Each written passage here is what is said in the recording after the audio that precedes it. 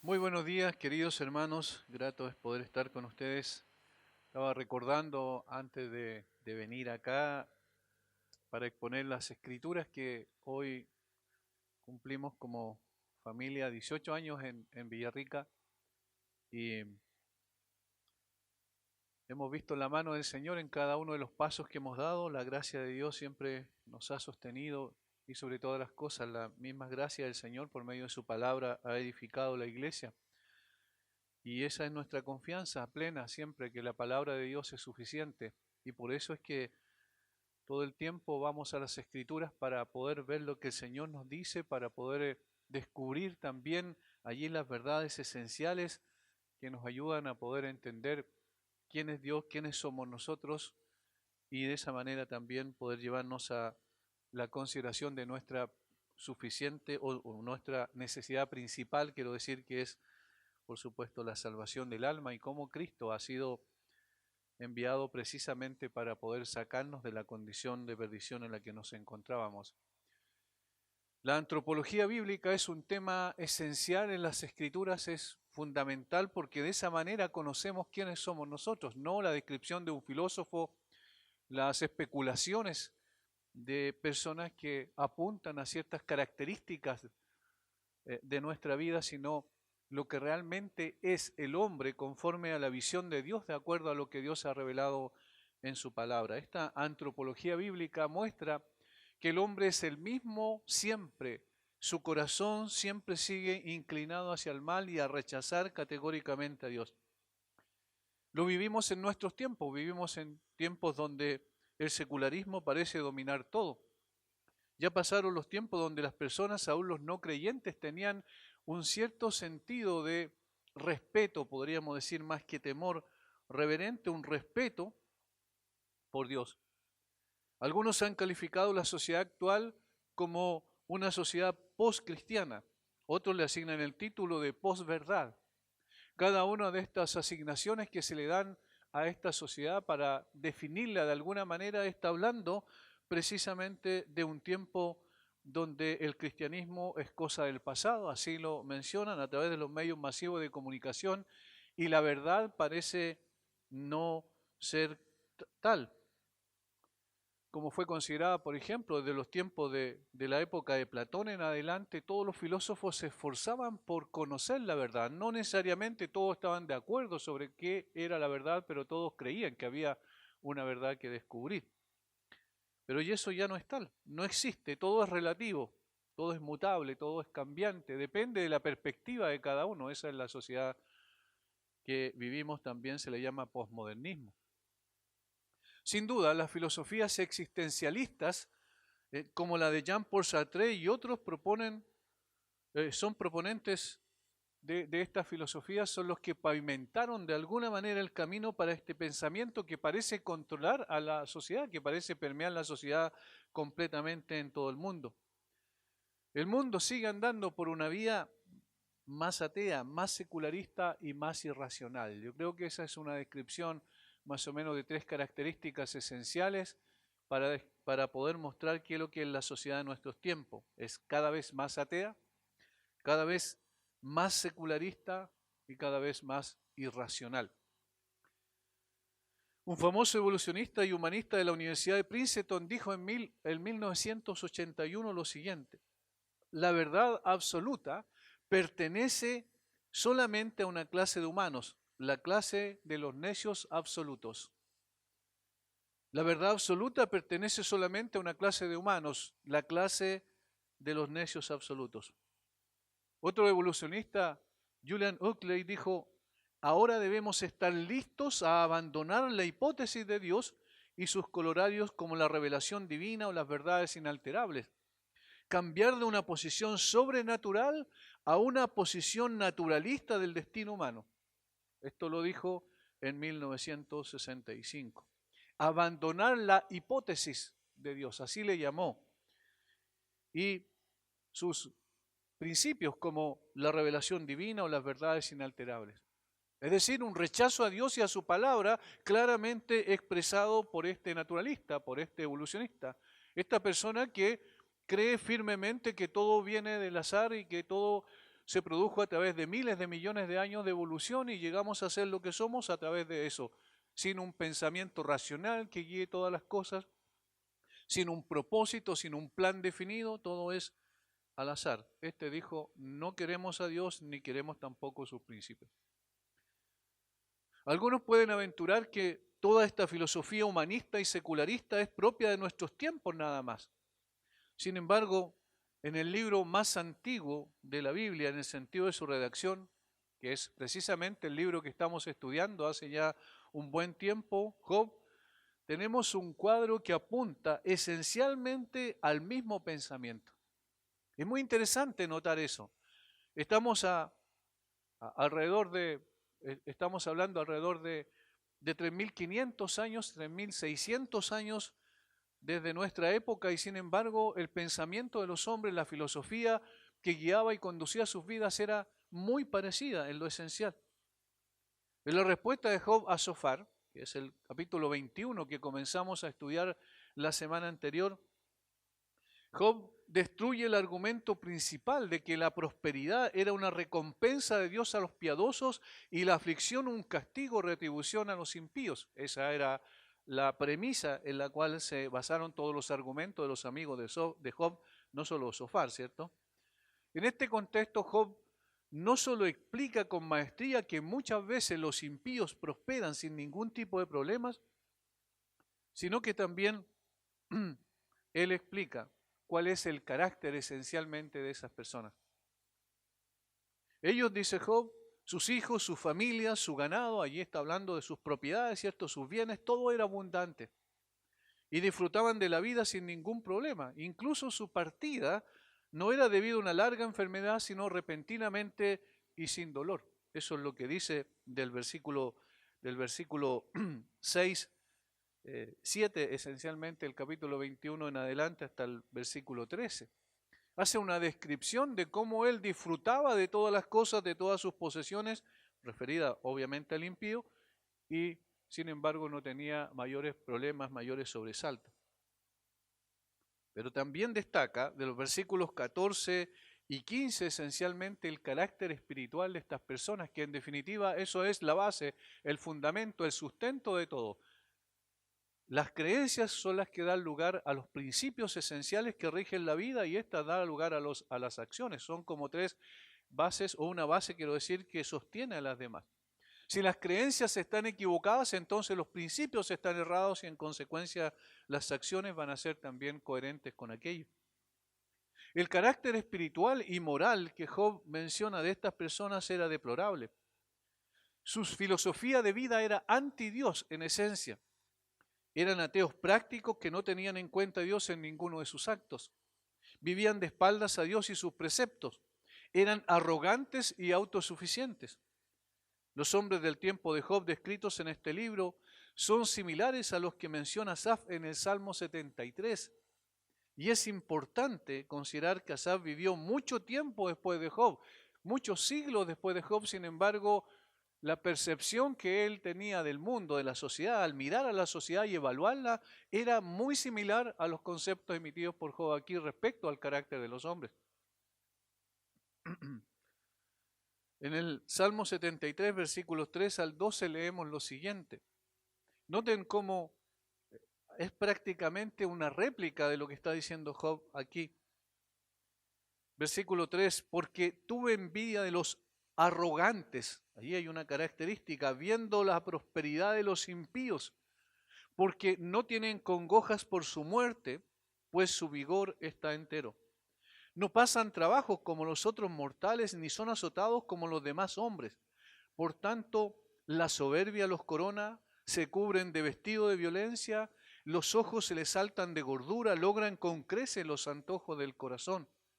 Se mofan y hablan con maldad de hacer violencia, hablan con altanería, ponen su boca contra el cielo y su lengua pasea la tierra. Por eso Dios hará volver a su pueblo aquí y aguas en abundancia serán extraídas para ellos. Y dicen, ¿cómo sabe Dios? ¿Y hay conocimiento en el Altísimo?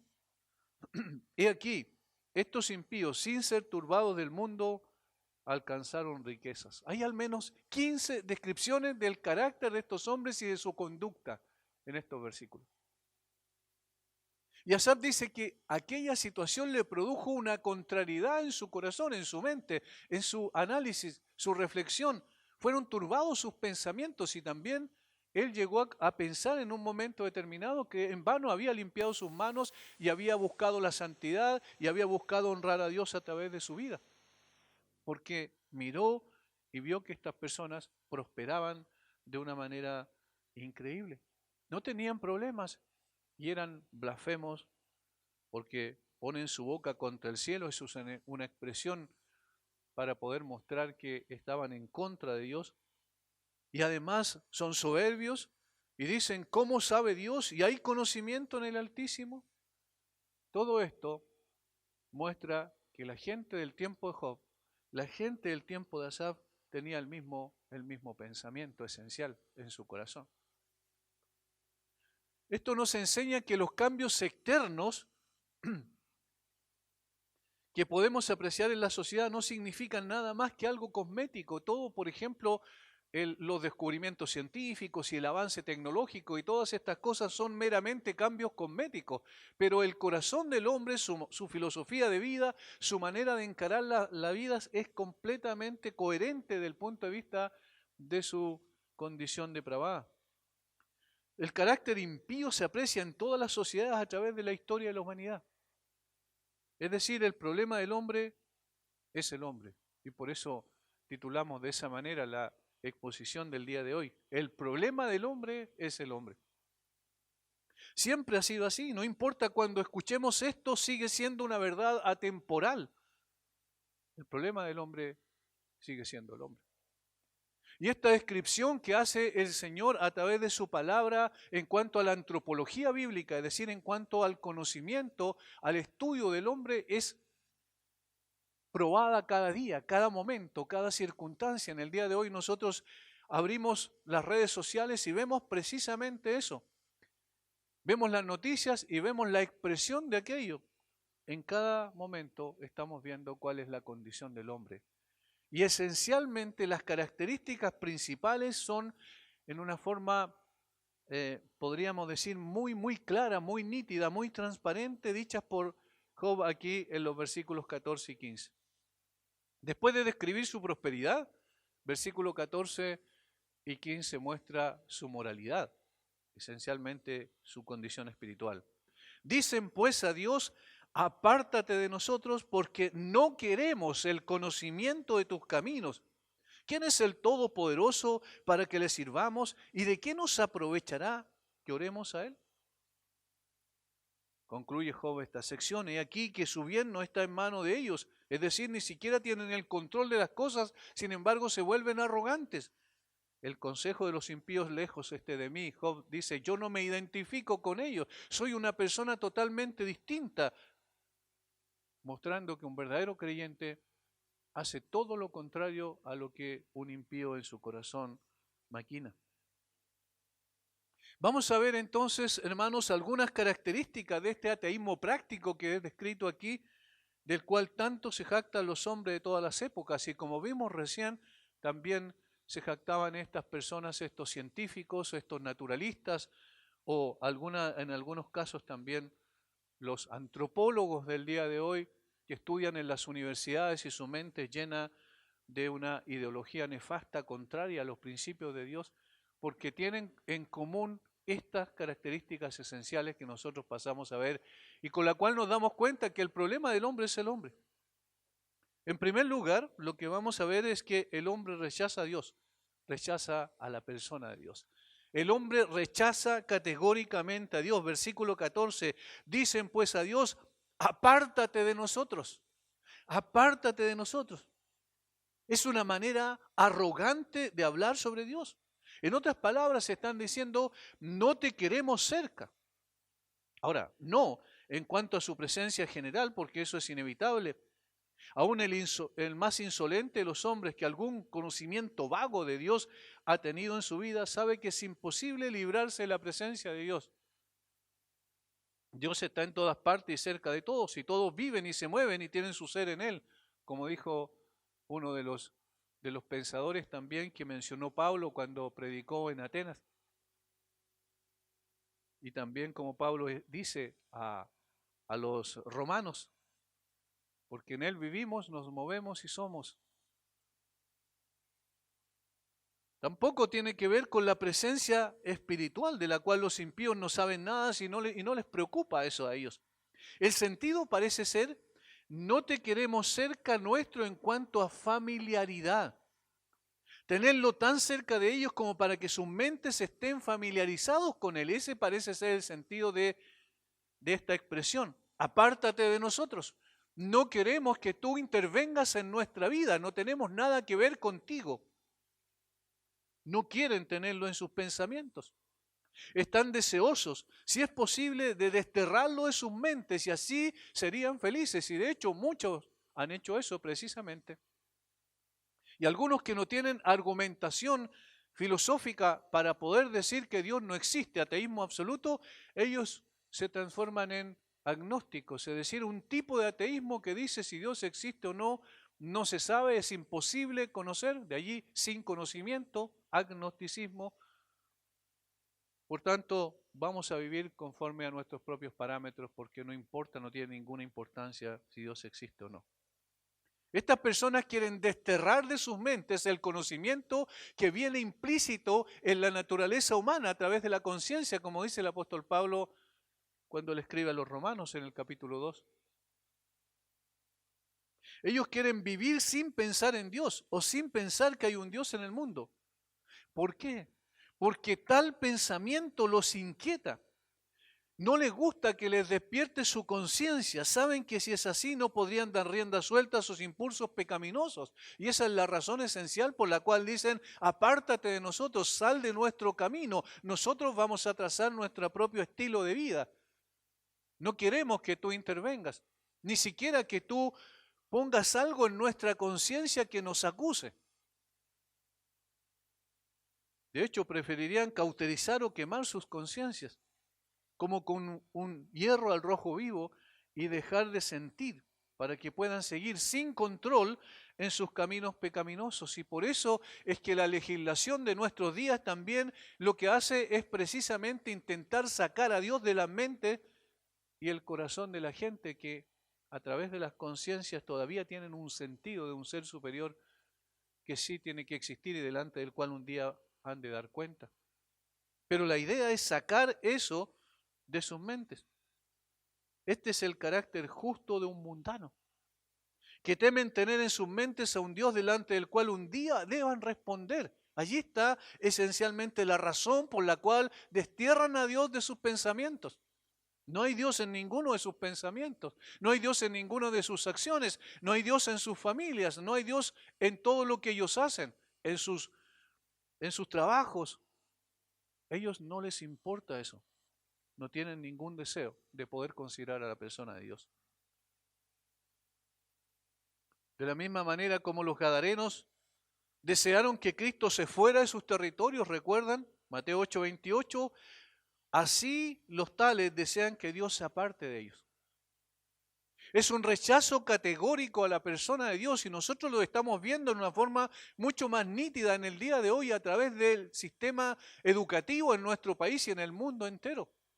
No queremos a Dios en el sistema escolar, no queremos a Dios en el sistema de salud, no queremos a Dios en el sistema de justicia, no queremos a Dios en el sistema legislativo, no queremos a Dios en los gobiernos.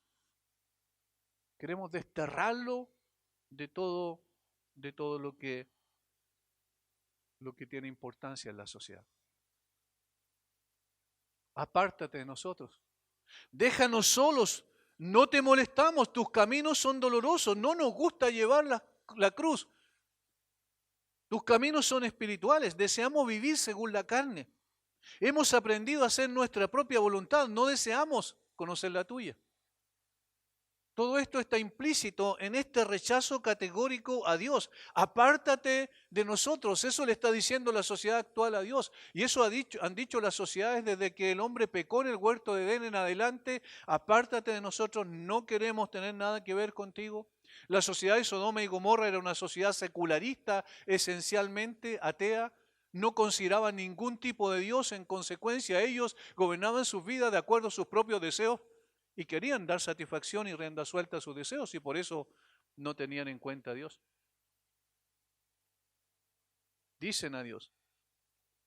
El contexto dice que lo hacen mientras gozan de salud y vida en medio de toda su prosperidad exterior y debido a ella. Porque las riquezas mundanas tienen esta tendencia a hacer a los hombres orgullosos e insolentes. Y no solo a comportarse mal con sus semejantes o menospreciarlos, sino también se levantan contra Dios y desestiman a su creador y benefactor. Sí, incluso para dar cosas contra él, como el Señor le dijo a Pablo que lo estaba haciendo, a pesar de que Pablo era un religioso, antes de ser el apóstol, por supuesto, y de su conversión.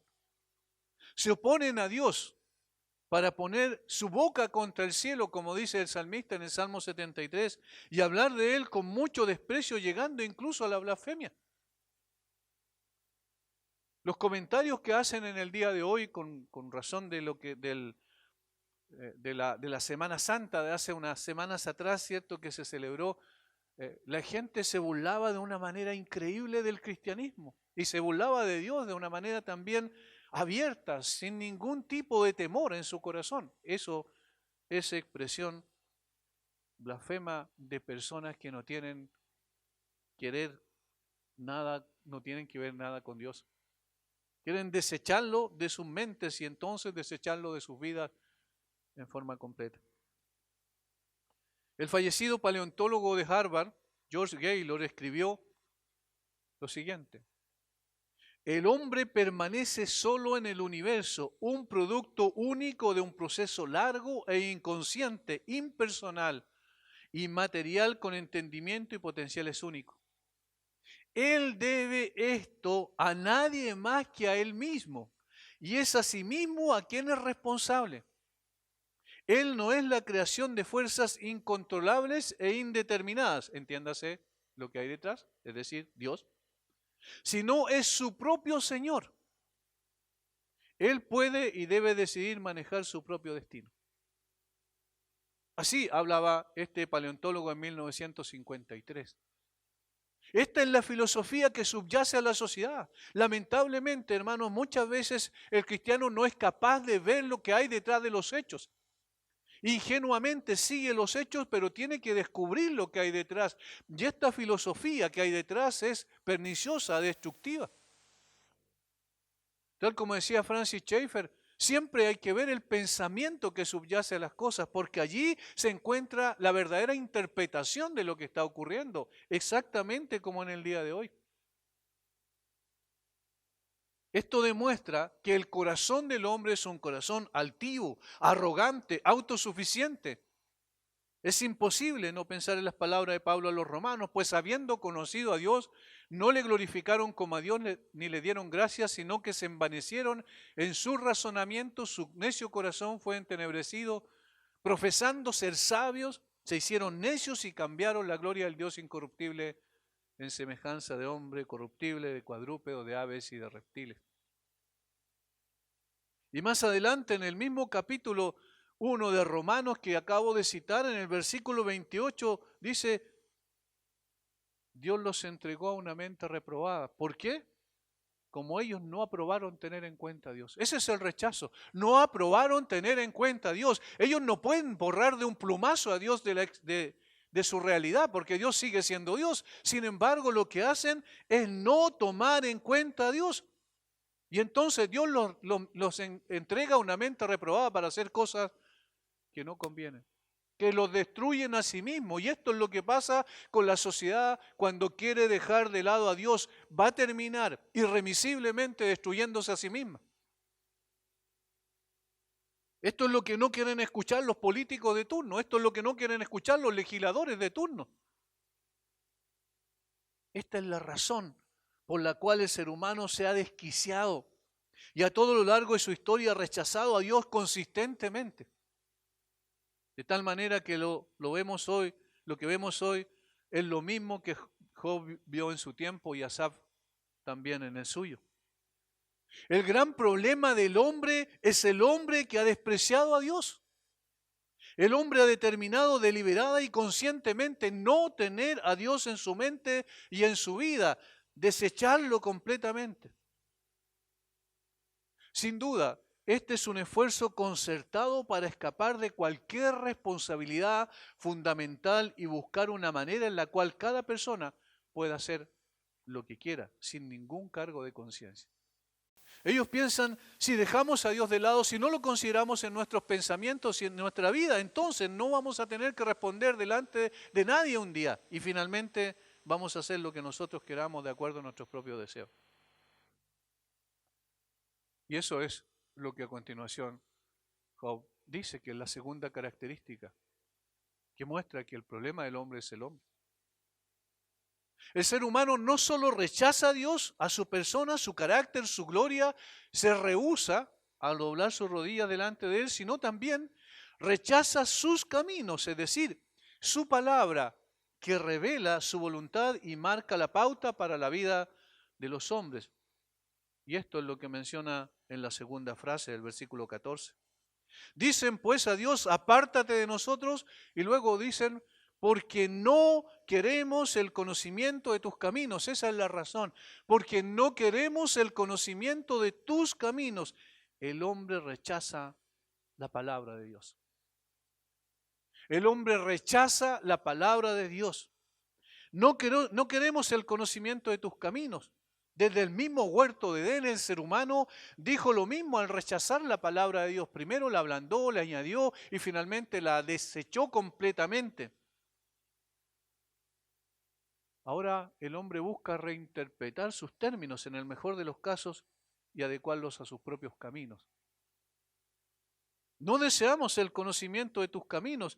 En otras palabras, no deseamos conocer a Dios y los caminos que Él ha establecido, es decir, la revelación de su voluntad para el hombre. Sus caminos aquí significan su gobierno, su ley, sus pretensiones, cualquier cosa que haga Dios o que haya revelado a través de su palabra. Eso es lo que implican sus caminos. No queremos a Dios, no queremos tampoco su palabra.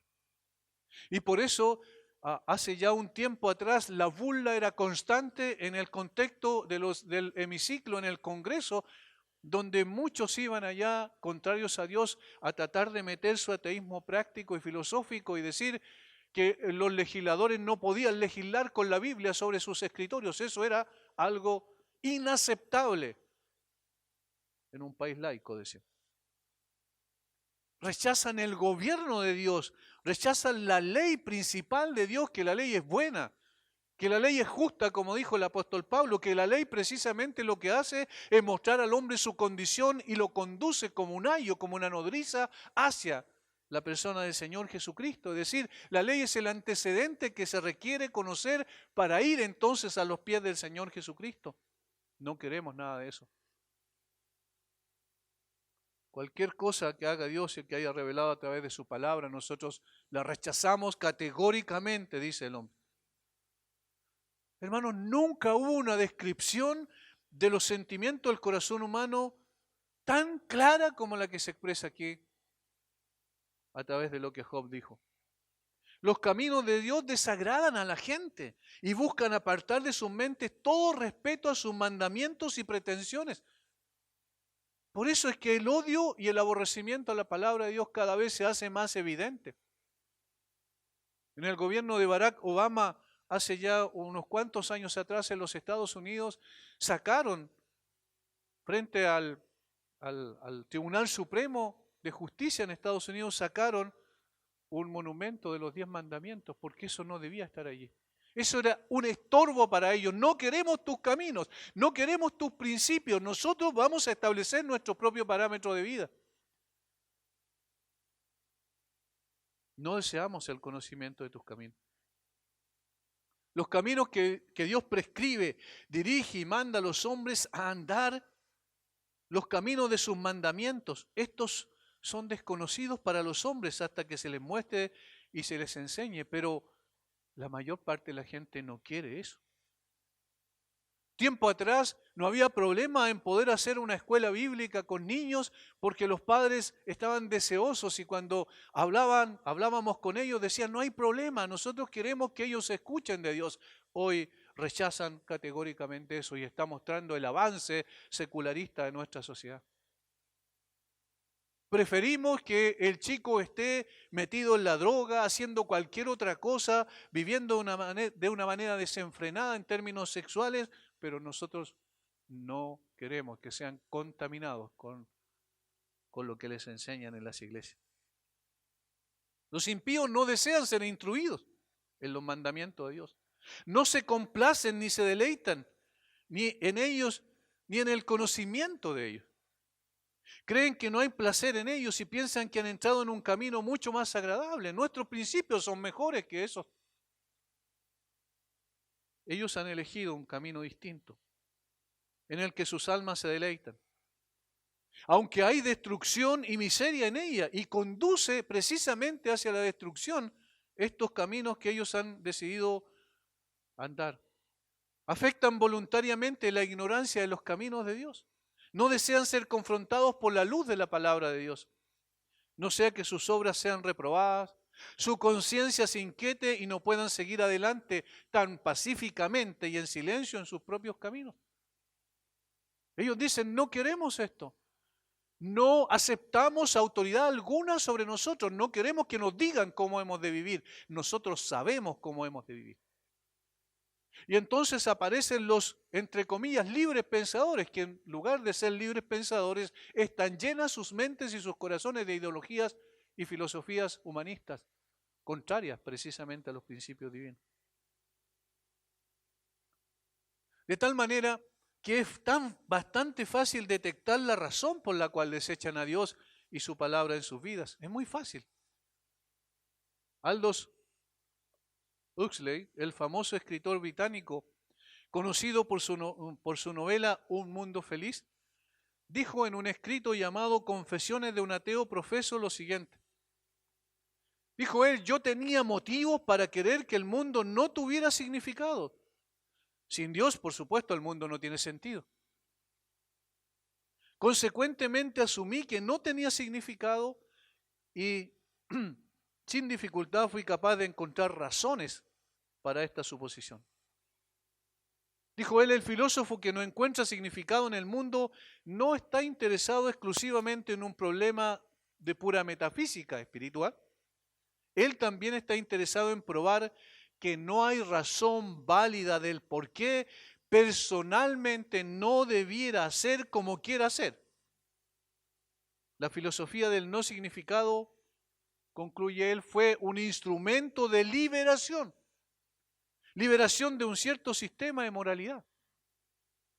Nosotros, dijo él, objetamos la moralidad ya que ésta interfería con nuestra libertad sexual. Ahí está claramente la razón por la cual no quieren nada de lo que la Biblia dice. Los principios santos que la Biblia establece, que conducen al hombre como principios invisibles, ¿verdad? Como por un camino recto, eso ellos lo quieren o lo desechan completamente porque interfiere en su libertad sexual, dijo este personaje en 1966, apareció este libro de las confesiones de un ateo profeso. ¿Entienden cuál es la razón? ¿Cuál es el objetivo de esto? No queremos el conocimiento de tus caminos, ni siquiera deseamos. Esta palabra en hebreo queremos es bien interesante porque tiene que ver con un anhelo. No disfrutamos de eso, nosotros ni siquiera deseamos ni anhelamos tener algún tipo de conocimiento siquiera vago de esto. Por eso es que cada vez la sociedad secular está impulsando a las iglesias a meterse dentro de los templos y que no tenga ninguna preponderancia en términos sociales su discurso, su predicación, su exposición, su enseñanza. Hagan lo que quieran de los templos para adentro, pero no digan nada para afuera porque ustedes no tienen nada que decir en un país laico, como se nos repite una y otra vez en nuestro país. El aborrecimiento a la palabra de Dios viene del mismo Edén, y bien lo sabemos. Cuando el enemigo tergiversó la palabra, la modificó, la adaptó para atentar a Eva y finalmente destruir al hombre a través de ese momento en adelante. De hecho, cuando les dijo que serían como Dios y sabrían el bien y el mal, le estaba diciendo, ustedes van a establecer su propio sistema de moralidad, el que Dios ha dado no es bueno. Y eso es precisamente la razón por la cual el hombre dice, no queremos el conocimiento de tus caminos. El hombre aborrece a Dios y sus preceptos porque son un condicionante para la manifestación de su depravado corazón. Ese es el fundamento de toda ideología pervertida. Ese es el fundamento de la nefasta ideología de género en el día de hoy. Ese es el fundamento de la nefasta ideología progresista en el día de hoy. El fundamento es el mismo y el origen es el mismo, viene del mismo infierno. No queremos nada con eso porque nosotros queremos manifestar toda la depravación que hay en nuestra alma. El ser humano ha determinado vivir sin Dios y su palabra y ha creado su propio sistema de pensamiento, sus reglas, sus normas cambiantes que se ajustan a su moralidad mutable también. Y ese rechazo a Dios y su palabra se manifiesta en la negación de servir a Dios como merece ser servido. Y esto nos lleva a lo tercero. Versículo 15. ¿Quién es el Todopoderoso para que le sirvamos? ¿Quién es el Todopoderoso para que le sirvamos? El hombre rechaza servir a Dios. El hombre rechaza a Dios, el hombre rechaza la palabra de Dios, el hombre rechaza servir a Dios. ¿Qué es el Todopoderoso para que le sirvamos? Estas son expresiones similares a las de Faraón. Cuando Moisés fue, Dios envió a Moisés a decirle, deja ir a mi pueblo para que me sirva, precisamente para que me sirva. Y Faraón respondió, ¿quién es Jehová? Para que yo oiga su voz y deje ir a Israel. ¿Quién es Jehová? Yo no conozco a Jehová. ¿Quién es? ¿Quién es el Señor? ¿Quién es Dios? ¿Quién es el Dios verdadero? ¿Qué me importa a mí ese Dios? Nosotros tenemos una multiplicidad de dioses en nuestro panteón en Egipto, en otras palabras. ¿Quién es Jehová? Para que oiga su voz, su palabra, y deje ir a Israel. ¿A qué? A que le sirva a él. ¿Se dan cuenta cómo esta expresión de soberbia y de arrogancia es la que está en el corazón del hombre, está impregnado en su alma, en su ser interior, en su ADN espiritual, como yo digo siempre, porque lo está condicionando precisamente a un rechazo categórico de Dios, de su palabra y en consecuencia de lo que él merece como tal? El significado aquí es, ¿qué afirmación tiene el Todopoderoso? ¿O quién es Él de que debemos estar obligados a obedecerle y adorarle? ¿Quién es Él? ¿Qué autoridad tiene sobre nosotros? ¿Por qué debemos ceder nuestra voluntad a la suya y por qué someternos a sus preceptos? ¿Quién es Dios? Este es el lenguaje del corazón humano en todas partes y en todas las épocas. Siempre ha sido así.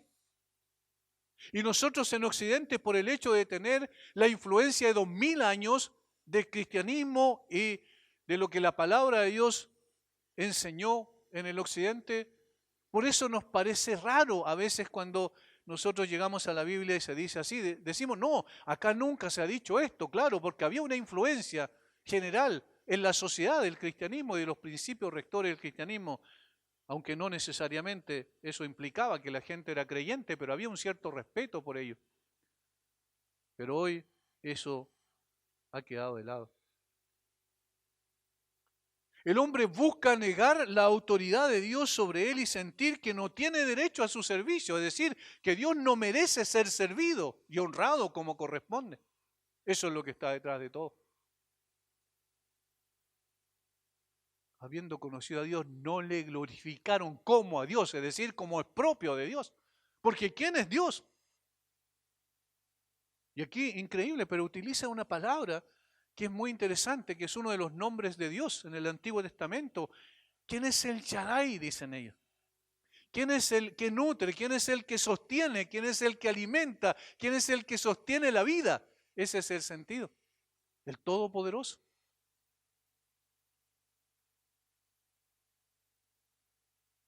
Es increíble que el hombre siga rechazando a Dios, aún teniendo un conocimiento, aunque vago de él, pero un conocimiento al fin.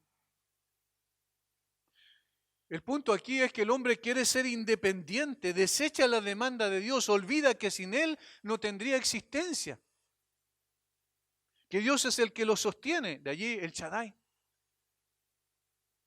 Independiente de sus infinitas perfecciones y del hecho de que depende de Él en todo momento, pregunta con desprecio qué derecho tiene Dios para ejercer su dominio sobre mí o sobre nuestra sociedad o sobre mis acciones. ¿Qué derecho tiene Dios? Yo no le he dado el derecho.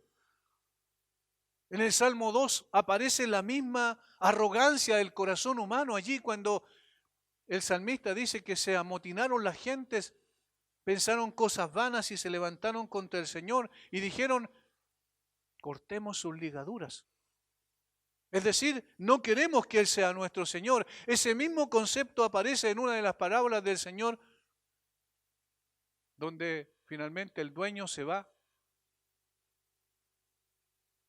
y cuando envía a su siervo, después envía a su propio hijo para revisar lo que pasaba en la viña y ellos dicen, matémoslo a él es el heredero, no queremos que éste reine sobre nosotros.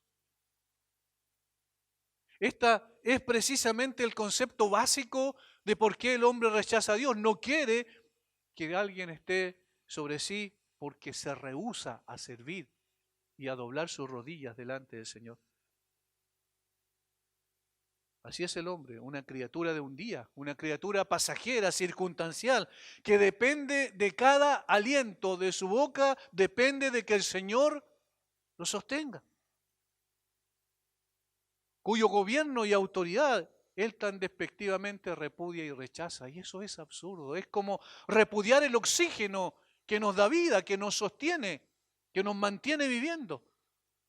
Eso es absurdo, no tiene ningún sentido, es completamente irracional. Sin embargo, eso es lo que hay en el corazón del hombre. El hombre se niega a doblar sus rodillas delante del Todopoderoso. ¿Quién es el Todopoderoso para que le sirvamos? ¿Quién es Él? ¿O qué hay en Él, en su naturaleza, en sus excelencias y perfecciones que nos obliga a servirle? Uno pensaría que el atributo de Todopoderoso que reconocen es suficiente para comprometerse con Él. Pero en absoluto lo hacen. No le obedecen. Y la plenitud de sus éxitos materiales, de sus riquezas, del poder, de la autoridad que van ganando, llenan la mente de orgullo y animan a los hombres a hacer preguntas y a correr tan lejos como sea posible de Dios y el deber que cada ser humano tiene de servirle. La pregunta está llena de ateísmo. Y sugiere que no había nada en Dios excelente o digno de consideración y por lo que debiera ser servido y adorado. Como si fuera un mero ídolo que no es nada más en el mundo, como si fuera una invención de la mente de los hombres, como dicen los incrédulos hasta el día de hoy, que Dios existe porque el hombre lo creó en su propia mente, lo cual es absolutamente imposible. Y entonces pregunta, ¿quién es Dios? Supone que estos no se creen obligados a servirle. Y los muestra como lo que realmente son, hijos del diablo, sin yugo, que no están ni pueden someterse a la ley de Dios sin su gracia. No están dispuestos a que Dios reine sobre ellos ni a ser obedientes a sus mandamientos y ordenanzas, sino que son libres para no tener ninguna obligación delante de aquel que se declara Rey de Reyes y Señor de Señores en las Escrituras. No están dispuestos a ser instrumentos en sus manos para traer honor, honra y gloria a su nombre. Estos desconocen voluntariamente que Dios nos hizo para su gloria. Eso es lo que dice Isaías 43:7. Para que todos vivamos para traer honra y honor al nombre de Dios. Que Dios es digno de ser adorado, que Él es el Señor y nosotros sus siervos, que servir a Dios es el mayor privilegio que una criatura como nosotros puede tener, que Dios es digno, tal como reconocen todos en las esferas celestiales y la adoran con devoción. Apocalipsis capítulo 5. Él es digno. Estos que no quieren doblar sus rodillas delante de Dios, pero están dispuestos a doblar sus rodillas delante de cualquier ideología destructiva que está permeando la sociedad. Esos mismos que hacen gestos, genuflexiones que muestran que están dispuestos a someterse a ideologías En Europa, por ejemplo, donde aún en los partidos oficiales de fútbol de las ligas más importantes doblan sus rodillas al iniciar cada partido, en señal de sometimiento a una ideología. Pero no están dispuestos a doblar sus rodillas delante del Dios Todopoderoso. No lo están. No lo reconocen como Señor y en consecuencia doblan sus rodillas delante de sus propias filosofías e ideologías destructivas que ellos mismos han creado en su mente. Al rechazar los mandamientos de Dios, han establecido los propios. Pero el hombre arrogante y autosuficiente no se detiene allí, sino que junto con rechazar a Dios, rechazar la palabra de Dios, rechazar servir a Dios, también rechaza cualquier contacto con Dios. El hombre rechaza entonces la comunión con Dios y eso es lo cuarto. El hombre rechaza la comunión con Dios y eso es lógico, es consecuencia de lo anterior. Y miren la pregunta que hace. ¿Y de qué nos aprovechará que oremos a Él? ¿Cuál es el beneficio que hay detrás de eso? ¿Qué sacamos con hablar con Dios o intentar comunicarnos con Él? ¿Qué importancia tiene eso? ¿Qué provecho obtendríamos si oramos a Él? ¿Qué ventaja habría para nosotros si le adoramos? Los hombres todavía hacen esta pregunta, o si no se les preguntara abiertamente, si no lo dicen abiertamente con sus bocas, sienten la fuerza en sus corazones. De una forma similar razonaban los hombres del tiempo de Malaquías. Ellos decían, por demás es servir a Dios. ¿Qué aprovecha que guardemos su ley y andemos afligidos en presencia de Jehová de los ejércitos? Decimos pues ahora, bienaventurados son los soberbios y los que hacen impiedad. No solo son prosperados, sino que tentaron a Dios y escaparon. Malaquías capítulo 3, versículos 14 y 15. ¿Qué aprovecha que guardemos su ley y andemos afligidos en presencia de Jehová? Por demás es servir a Dios. No tiene ninguna importancia honrarlo, no tiene ninguna importancia tener una relación con Él. De hecho, no nos importa, desechamos absolutamente eso. Ahora es muy interesante que la gente se contradice a sí misma, porque esta misma gente que vive de esta manera, rechazando a Dios, rechazando su palabra, rechazando servir a Dios, sin embargo, ¿cuántas veces cuando está en aflicción viene y se acerca a un creyente para que el creyente pueda orar a Dios por su situación? ¿No se repite esto muchas veces? No queremos tener nada que ver con Dios, pero si podemos sacar algo de Dios, entonces está bien. Noten, ¿dónde está centrada la intención de esta pregunta? ¿De quién nos aprovechará? ¿Notan el elemento egocéntrico? ¿De quién nos aprovechará a nosotros? Si podemos sacar algún beneficio de Dios, nosotros estamos disponibles a recibirlo, pero no queremos nada con Dios. ¿Ven la contradicción allí? Que las personas inicuas son influenciadas por la consideración de sí mismos. Ese es el centro del corazón humano. Por eso decimos que el problema del hombre es el hombre. Es su propio corazón. Son influenciadas por la consideración de sí mismos, en la indagación acerca de Dios y el cumplimiento de sus afirmaciones. No preguntan ellos qué es lo correcto, qué es lo bueno, sino que preguntan qué ventaja podemos obtener de esto, qué beneficio podemos adquirir para nosotros mismos.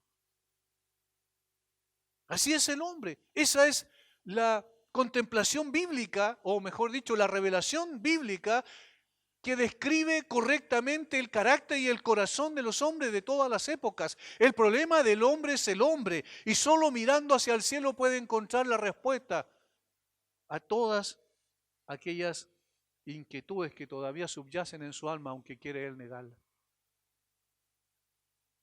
El hombre, si no ve ningún beneficio inmediato que surja de adorar a Dios y de tener comunión con Él, no lo harán, no buscarán a Dios.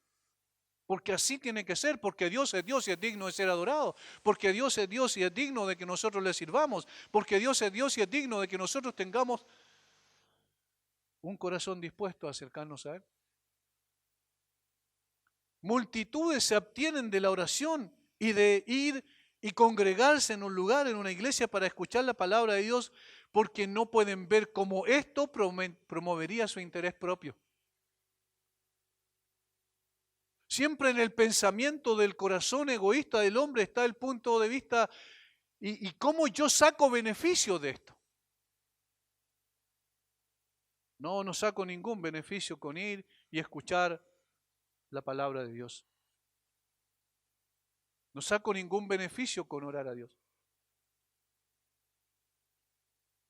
Los hombres deben, y esto lo quiero recalcar, deben servir a Dios sin respetar el bien inmediato, sin pensar en lo que van a tener como beneficio inmediato. El hombre fue creado para eso, en su corazón está el ADN del Espíritu que Dios puso en él para decir, tú tienes que doblar tus rodillas delante de mí, tú tienes que servirme y tú tienes que adorarme y honrarme como es debido.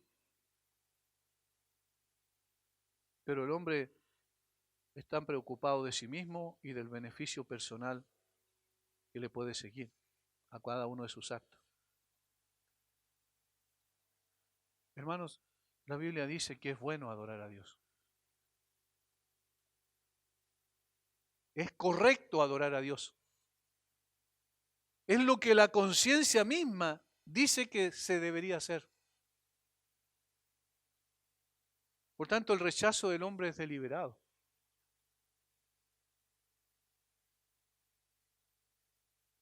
Esta afirmación de rechazo hacia la comunión con Dios es también consecuencia de las anteriores, obviamente.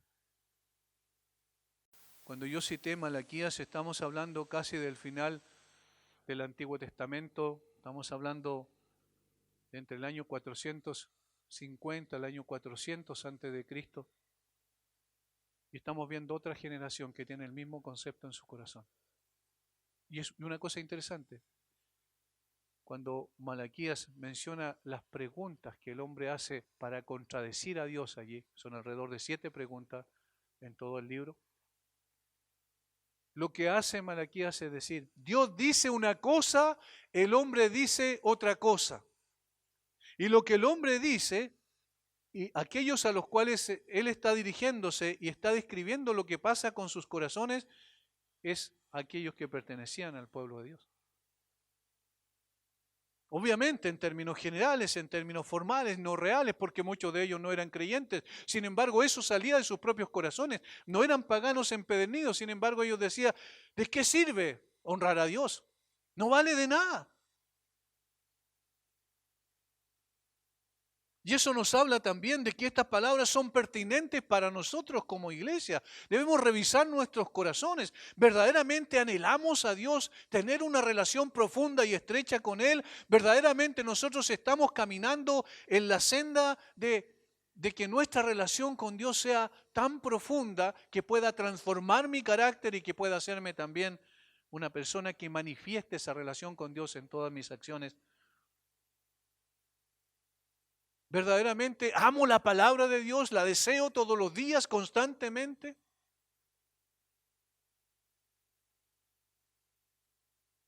¿Estoy sirviendo a Dios con mi vida?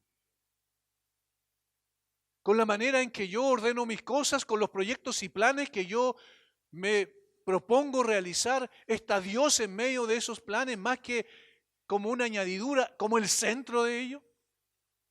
Si voy a estudiar una carrera específica, ¿la voy a estudiar para ganar dinero y para tener una buena estabilidad económica? ¿O mi principio rector es yo quiero servir a Dios a través de esta carrera?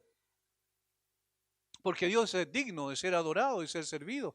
Yo debo ser un instrumento en las manos de Dios. Y no estamos hablando meramente de los siervos de Dios que somos llamados a eso en términos más particulares a través de un ministerio como el ministerio de guiar a las ovejas del redil. Estamos hablando de todo creyente debe tener eso en su corazón. Amar a Dios, amar su palabra, amar servir a Dios, estar dispuestos a entregarlo todo a través de todo lo que hace.